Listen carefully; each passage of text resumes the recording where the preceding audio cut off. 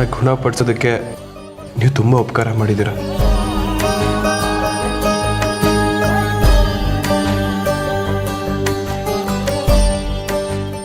ಮುತ್ತಣ್ಣ, ನೀವು ನಮ್ಮವರಪ್ಪ, ನಮ್ಮೂರಿನ ಶಕ್ತಿ. ನೀವು ಗುಣವಾಗಿದ್ದರಿಂದ ನಮ್ಮೂರಿನ ಎಲ್ಲ ಜನರ ಆಶೀರ್ವಾದ, ಆ ದೇವರ ಕೃಪೆ ನನಗೆ ಸಿಕ್ಕಿದೆಯಪ್ಪ. ಇನ್ನೂ ಇಲ್ಲಿ ಎಷ್ಟು ದಿವಸ ಇರಬೇಕು? ನೀನು ಇವಾಗ ಧಾರಾಳವಾಗಿ ಮನೆಗೆ ಹೋಗ್ಬೋದಪ್ಪ.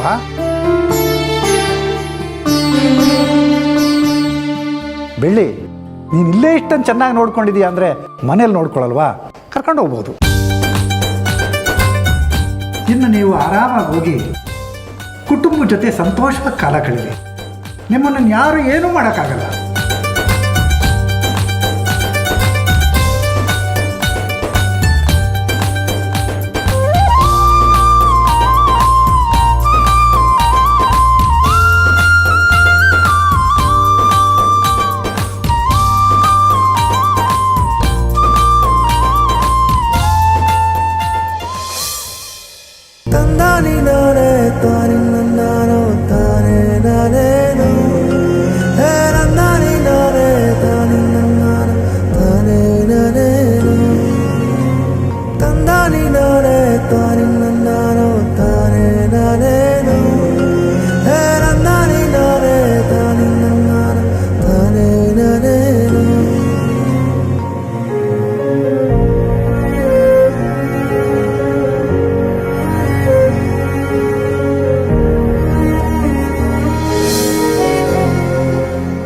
ಮಾವ, ತಗೊಳ್ಳಿ ಗಾಡಿ ಕೀ.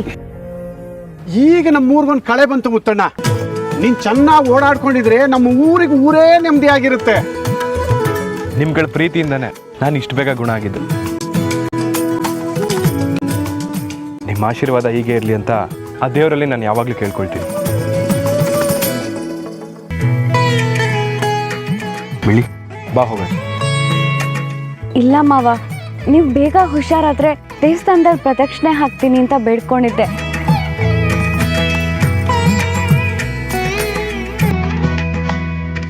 ನೀವು ಮನೆಗೆ ಹೋಗಿರಿ, ನಾನು ದೇವಸ್ಥಾನಕ್ಕೆ ಹೋಗಿ ಬರ್ತೀನಿ. ದೇವಸ್ಥಾನಕ್ಕಲ್ವಾ, ಒಟ್ಟಿಗೆ ಹೋಗೋಣ ಬಿಡು.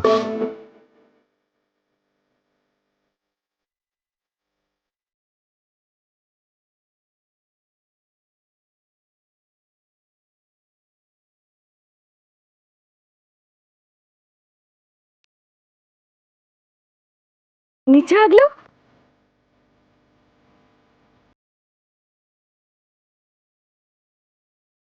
ಬಾ.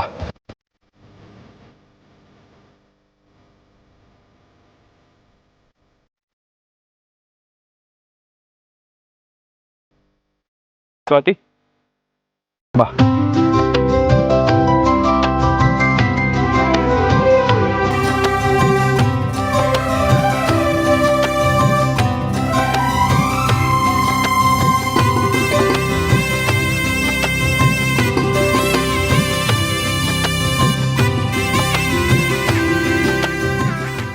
ದೇವತಾ ಮನುಷ್ಯ ಬಿಡಿ ಮುತ್ತಣ್ಣ.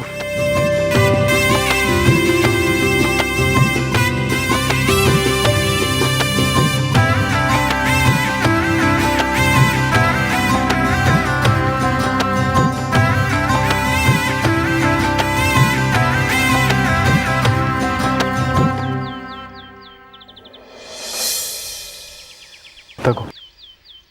ಕಾರ್ಗ ಮಾವ? ಅಲ್ಲ, ನಿನಗೆ.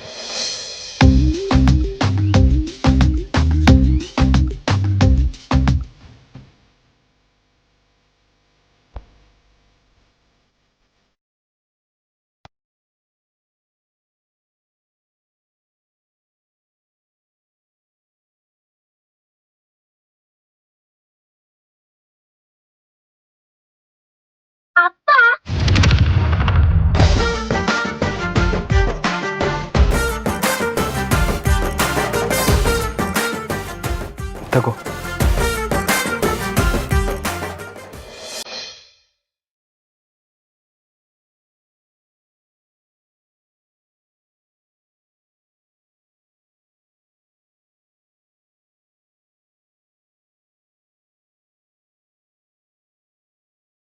ಹೋಗಣ್ವಾ ಅಪ್ಪ?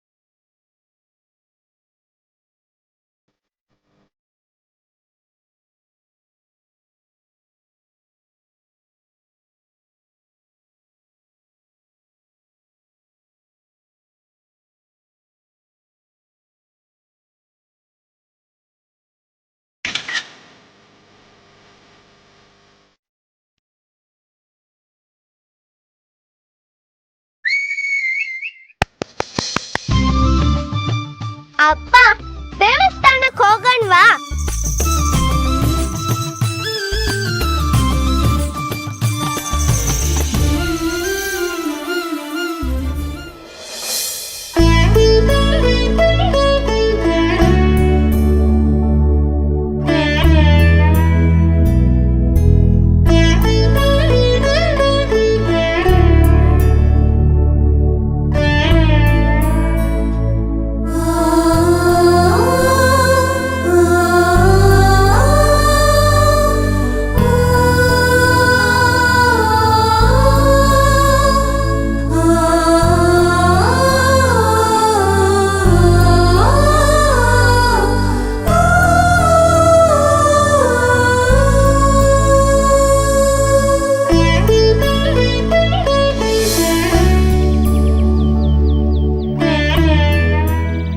ಬೆಳಿ ಬಾಯ್ಲಿ.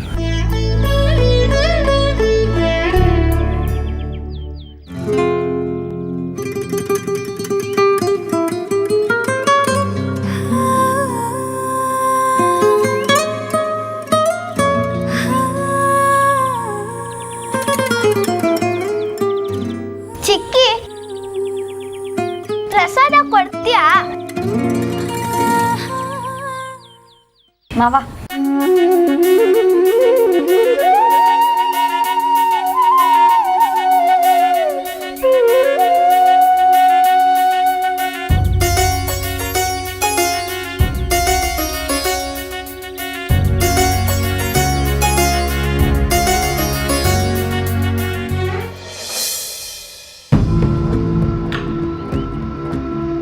ಅಯ್ಯಯ್ಯೋ, ಪ್ರಸಾದ ಬೀಳಿಸ್ಬಿಟ್ಯಾ? ಸರಿ ಇರು.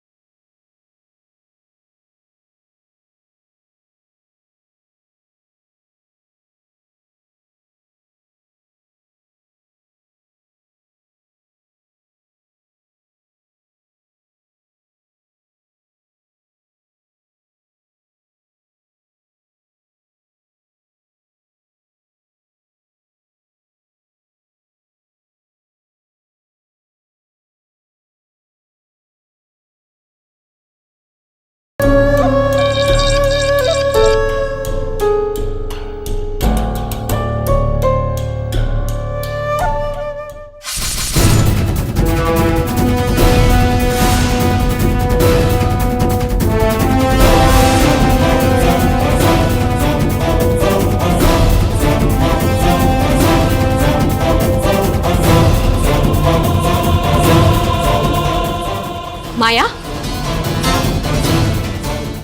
ಏನಾಯ್ತು ಮಾಯಾ? ಸೋಲಿನ ಮೊದಲನೇ ಹೆಜ್ಜೆ ಅತ್ತಿಗೆ ಇಲ್ಲಿ ನೋಡಿ.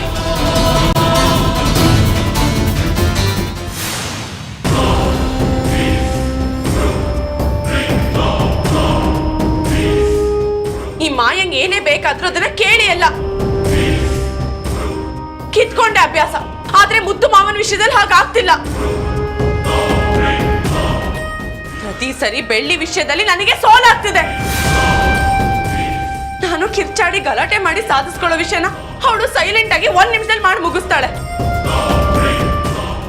ಬಿಡ್ಬೇಡ ಮಾಯಾ, ಯಾವ್ದೇ ಕಾರಣಕ್ಕೂ ನಿನ್ ಆಸೆಗಳನ್ನ ಬಲಿ ತಗೊಳಕ ಬೆಳ್ಳಿಗೆ ಅವಕಾಶ ಕೊಡ್ಬೇಡ. ನೀನ್ ಗೆಲ್ಬೇಕು, ಗೆದ್ದು ಇಡೀ ಸಾಮ್ರಾಜ್ಯನ ಆಡ್ಬೇಕು.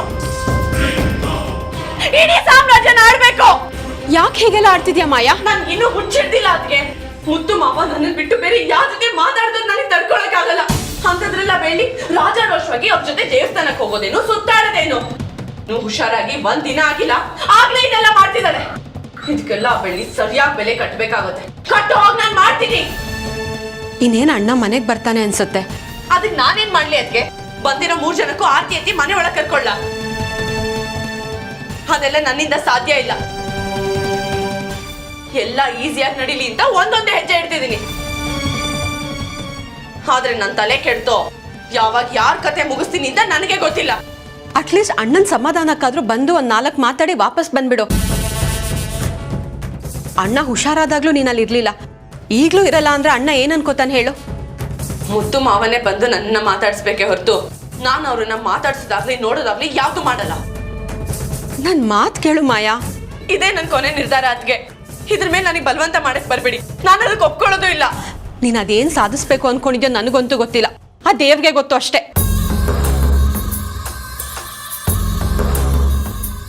ಏನ್ ಸಾಧಿಸ್ತೀನಿ ಅಂತ ನೀವಷ್ಟೇ ಅಲ್ಲ, ಎಲ್ರೂ ನೋಡ್ತಾರೆ. ನೋಡೋ ಹಾಗೆ ನಾನು ಮಾಡೇ ಮಾಡ್ತೀನಿ.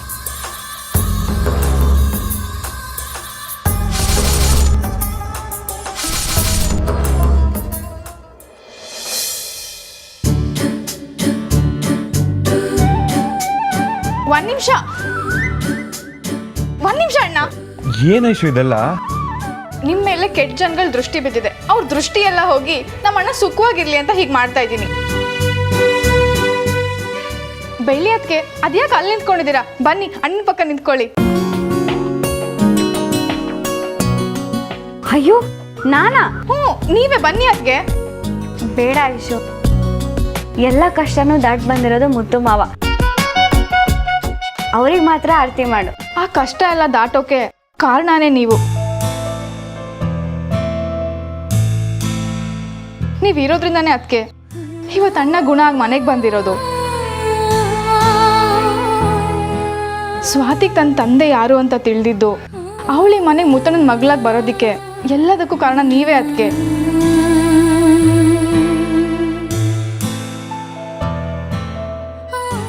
ಕಷ್ಟದಲ್ಲಿ ಜೊತೆಗಿದ್ದು ಈಗ ಸುಖದಲ್ಲಿ ದೂರ ಹೋದ್ರೆ ಎಷ್ಟು ಸರಿ? ಅದಕ್ಕೆ ಹೌದು ಚಿಕ್ಕಿ, నేను ಅಪ್ಪನ ಹತ್ರ ನಿಂತ್ಕೊಳ್ಳೇಬೇಕು. ಸ್ವಾತಿ ಸುಮ್ಮನೆ ಇರು. ಅಯ್ಯೋ ನಿಂತ್ಕೊಳ್ಳಿ.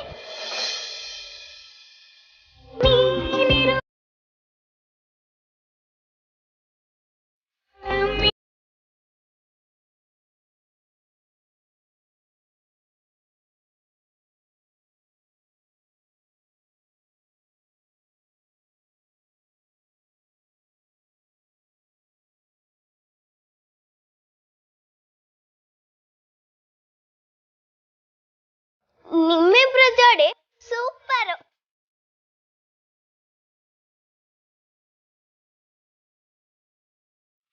ಆದ್ರೆ ನಿಮ್ ಹೈಟ್ ಸ್ವಲ್ಪ ಕುಳ್ಳಿ.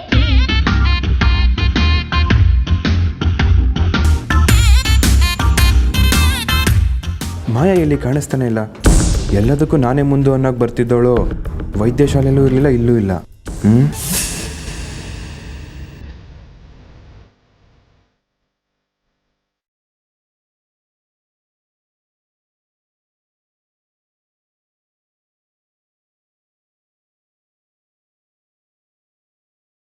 ಐಶು ಅತ್ತೆ, ನಾನ್ ನಿಂತಿರೋದ್ ಕಾಣಿಸ್ತಿಲ್ವಾ?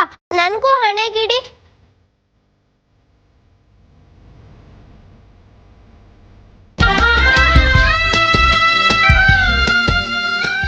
ಅಣ್ಣ ಬನ್ನಿ ಒಳಗಡೆ.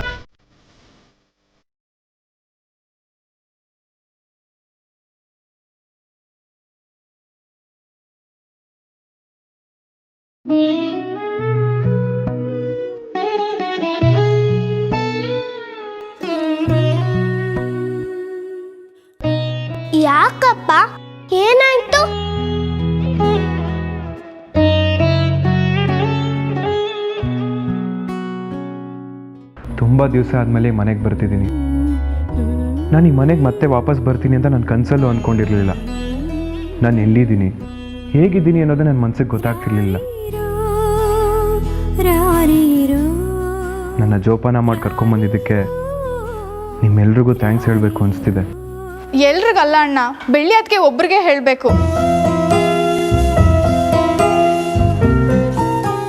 ಅವ್ರು ಪ್ರತಿದಿನ ಪ್ರತಿ ಕ್ಷಣ ನೀವು ಗುಣ ಆಗಲಿ ಅಂತ ಬೇಡ್ಕೊಂಡಿದ್ದಾರೆ.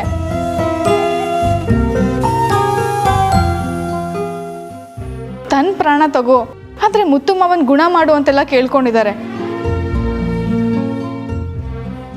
ಇಷ್ಟು ದಿನದ ಮೇಲೆ ಇವತ್ತು ಇವ್ರ ಮುಗ್ದಲ್ಲಿ ನಗು ನೋಡ್ತಾ ಇರೋದು.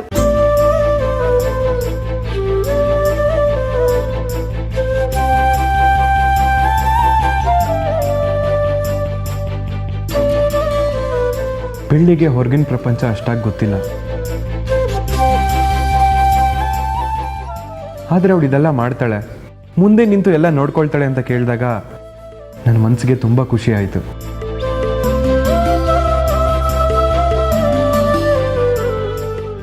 ಬೆಳ್ಳಿ ಎಲ್ಲೇ ಇದ್ರೂ ಅವಳ ಜೀವನನ ಕಟ್ಕೊಳ್ಳೋ ಮಟ್ಟಕ್ಕೆ ಬೆಳೆದಿದ್ದಾಳೆ. ನನಗೆ ತುಂಬಾ ಸಂತೋಷ ಆಗ್ತಿದೆ.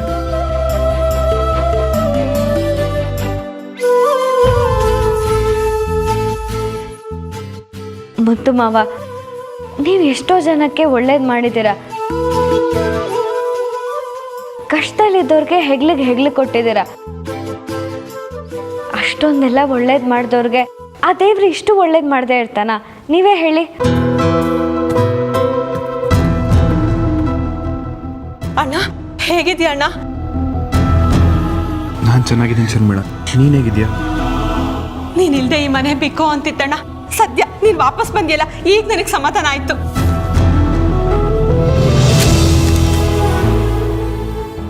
ಬೈರ ಇಲ್ಲಿ ಮಿಲ್ಲಿಗೆ ಹೋಗಿದ್ದಾನಣ್ಣ. ನೀವು ಗುಣ ಆಗಿರೋ ವಿಷಯ ಗೊತ್ತಾಗಿ ತಕ್ಷಣ ಅಲ್ಲಿಂದ ಹೊರಟಿದ್ದಾನೆ.